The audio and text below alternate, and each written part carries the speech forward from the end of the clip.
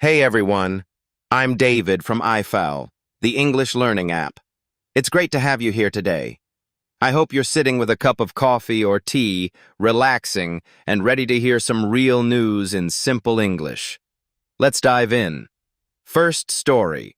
The popular cooking show MasterChef just started its All-Stars season.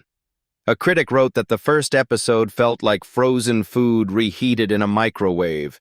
It was okay, but it lacked fresh flavor. On the bright side, the show avoided a memory trap that many other TV programs face. From my view, I love food shows, and I can see what they mean.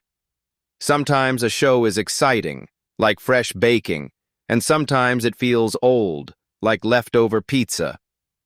In my kitchen, I once tried to save time and cooked 3 meals at once in the microwave. It was fast, but not as tasty as cooking each dish fresh. Cooking shows remind us to take time for good food, and also to have fun experimenting. Second story. A dentist in southern Israel is suspected of hiding more than 10 million shekels of income between 2020 and 2025. He also moved his official address from one town to another, but kept declaring the old address to pay less tax. Now tax authorities are investigating him for serious tax offenses. From an Israeli perspective, we all pay taxes, and we all know how important it is to be honest. Even if you are very busy, like a dentist with many patients, you must report all your income. In everyday life, when we fill out forms for work or for the bank, it can feel complicated. But taking a few extra minutes to be accurate is always better than facing a big problem later. Third story. Did you know that Cyprus really wants Israel's Merkava tanks? Before October 7th, there was a deal in the making, but it was paused after that date. Now Cyprus has turned down an offer to buy German tanks, and they still want the Israeli Merkava Mark III.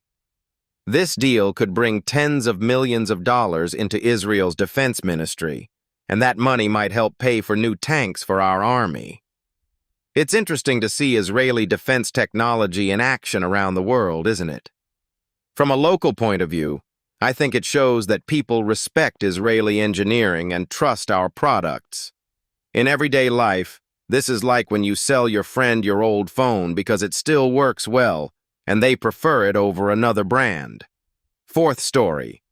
Gas company workers at Pazgas are striking now, and they plan to close several branches starting tomorrow. They want higher pay because many of them earn only 7,000 shekels a month. They warn that if the company head does not listen, there could be a real gas shortage before the high holidays. On the other hand, Pazgas says that gas delivery will continue as usual. If you live in Jerusalem, Ramla, Dimona, Tiberias, or Kiryat Gat, you might see a closed branch soon. As an Israeli, I know how important gas is for our stoves and heaters, especially when the holiday meals come around. In everyday life, we all depend on simple services like this, and we hope companies and workers find a fair solution before we need gas for cooking. That's it for today's news. I really enjoyed helping you learn some new English in a friendly way. Thanks for listening to I-Fal's podcast episode, and remember, our lessons start at only 20 shekels per lesson. See you next time. Keep practicing, and have a great day.